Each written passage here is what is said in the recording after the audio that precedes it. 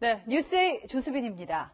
야당 쪽도 로비했고 검사도 접대했다. 그런데도 검찰은 여당만 수사하더라. 사실인지는 규명해야 합니다만 라임 사태 주범 김봉현 전 스타모빌리티 회장 폭로가 정치권을 넘어 검찰까지 쥐고 흔들고 있습니다. 먼저 법무부가 검찰을 겨눴습니다. 윤석열 총장이 야권이나 검사를 철저히 수사하라고 지휘를 안 했다는 겁니다. 검찰도 받아쳤습니다. 사실에 근거하지 않은 내용으로 총장을 중상모략한다고 했습니다. 자, 추미애 장관, 윤석열 총장, 정면 충돌로 치닫는 상황을 전해드리고요. 이어서 정치권 움직임까지 짚어보겠습니다. 먼저 조영민 기자입니다. 김봉현 전 스타모빌리티 회장이 자필 문건을 공개한 건 그제. 야당 정치인에게 금융권 로비를 부탁하고 현직 검사들에게 술 접대를 했다고 주장하는 내용이 담겨 있습니다. 그는 지난 8일 법정에서 자신의 측근을 통해 강기정 전 대통령 정무수석에게 5천만 원을 건넸다고 증언했고 강 전 수석은 사실 무근이라며 김 전 회장을 고소했습니다. 저는 명예에 심대한 훼손을 당했고 국민들은 혼란스러워하고 있고 야당은 이걸 정치 공세로 몰아붙이고 있습니다. 김 전 회장이 여당 유력 정치인만 수사했다고 주장하자 추미애 장관은 법무부에 즉각 감찰을 지시했습니다. 법무부는 야권 정치인과 검사 비위를 보고받고도 철저한 수사를 지휘하지 않았을 가능성이 있다며 윤석열 검찰총장을 겨냥했습니다. 검찰총장이 라임 수사검사 선정에 직접 관여했다며 관련성을 배제할 수 없다는 게 법무부의 주장입니다. 법무부는 수사팀 교체 가능성까지 내비쳤습니다. 검찰은 즉각 반발했습니다. 대검찰청은 법무부 발표는 사실에 근거하지 않은 내용이라며 검찰총장에 대한 중상모략이라고 반박했습니다. 검사 비위 의혹은 언론 보도를 보고 알았고 라임 수사팀 파견 검사도 법무부와 대검, 서울 남부지검이 협의해 정했다고도 주장했습니다. 라임 사태 수사 주도권을 두고 추 장관과 윤 총장이 정면으로 충돌하는 모양새입니다. 채널A 뉴스 조영민입니다. 허점투성이 일방적인 주장이라며 특검하자고 거듭 주장하는 국민의힘, 또 조작 수사했다는 검찰이 공수처 수사 1호감이라면서 역공격하는 더불어민주당. 정치권 표정은 확연히 갈리고 있습니다. 이번엔 강병규 기자입니다. 국민의힘은 김봉현 전 스타모빌리티 회장의 입장문에 허점이 많다며 신빙성의 의혹을 제기했습니다. 입장문에 나온 전관 변호사가 문무일 전 검찰총장의 인사청문회 당시 신상팀장이라고 기재되어 있는데 당시 신상팀장은 현재 수원지검 관내지청장으로 재직 중이라는 겁니다. 그러면서 특검을 통해 사실관계를 밝히자고 제안했습니다. 범죄자가 작성한 엉성한 입장문 내용을 가지고 국회에서 더 이상 볼상스럽게 의혹 제기하면서 정쟁할 건 없는 것 같습니다. 특검으로 진실을 가려야 합니다. 주호영 국민의힘 원내대표는 민주당이 특검을 깔아뭉개면 장외투쟁도 고려하겠다며 민주당을 압박했습니다. 더불어민주당은 검찰의 공작 수사, 정치 개입 의혹이 제기된다며 역공을 펼쳤습니다. 고위공직자 범죄수사처를 설치해 수사 대상 1호로 삼자며 야당과 검찰을 동시에 겨냥했습니다. 검찰총장과 전현직 검사들, 사건 수사 검사, 국회의원과 유력 정치인 등 공수처 수사 대상이 되는 고위공직자 대부분이 언급된 공작 수사 의혹입니다.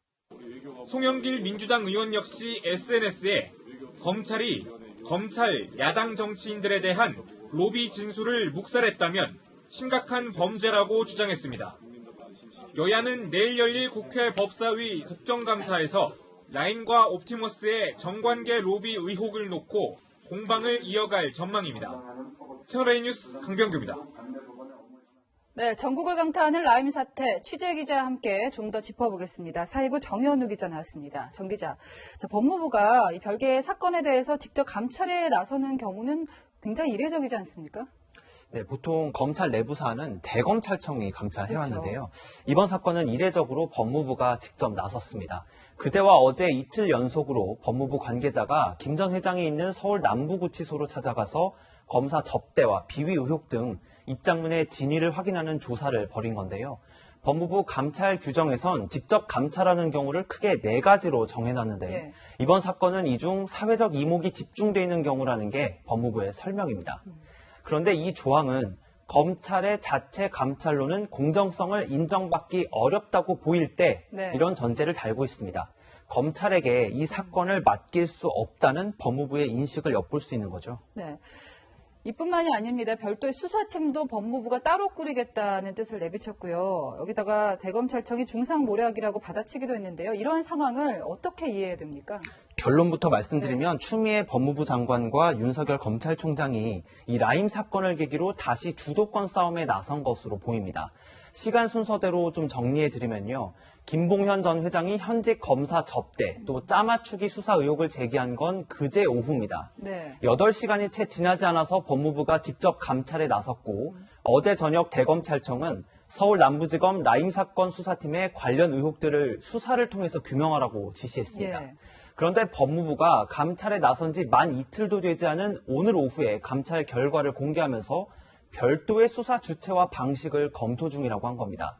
별도 수사팀이 생기면 윤석열 총장 수사에서 배제될 가능성이 높고요. 네. 펀드 사기에 집중하고 있는 수사 방향도 현직 검사에 대한 접대 의혹 등 문건 진위 여부로 넘어갈 가능성이 큽니다. 말씀대로라면 폭로가 나오고 법무부 대응이 굉장히 빠르게 진행이 되고 있는데요. 가장 중요한 것은 폭로 문건에 적힌 내용이 어디까지가 사실인가잖아요. 현재로서는 좀 단정하기가 어렵습니다. 이 앞선 강병규 기자 리포트에서 보신 것처럼 야당은 이 문건에 허점이 많아서 신빙성이 떨어진다고 주장하는데요.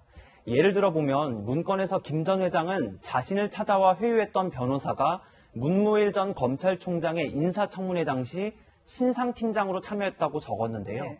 문 전 총장의 당시 신상팀장은 변호사가 아닌 현직 검사로 현재 수원지검 산하 모 지청장입니다. 네. 김봉현 전 회장에 대해선 전혀 모른다, 황당하다고도 밝혔는데요.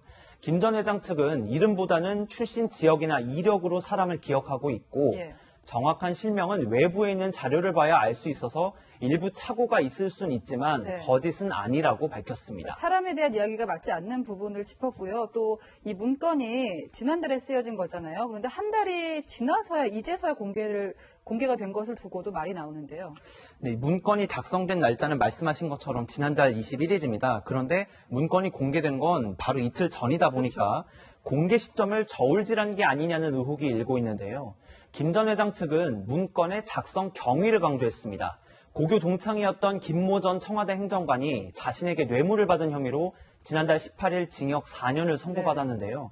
김 전 회장은 문건에 적은 현직 검사나 검사 출신 변호사의 약속과 달리 검찰 수사에 자신이 협조했는데도 친구인 김 전 행정관에게 중형이 선고된 것을 보고 문건 작성을 결심했다는 겁니다. 네. 이후 추석 연휴가 길게 있었고 문건에 등장하는 인물이 너무 많아서 누구까지 실명으로 공개할지 이 여부를 의논하는 데 시간이 걸렸다는 게 김 전 회장 측의 설명입니다. 자, 여기까지 듣겠습니다. 지금까지 정현우 기자였습니다.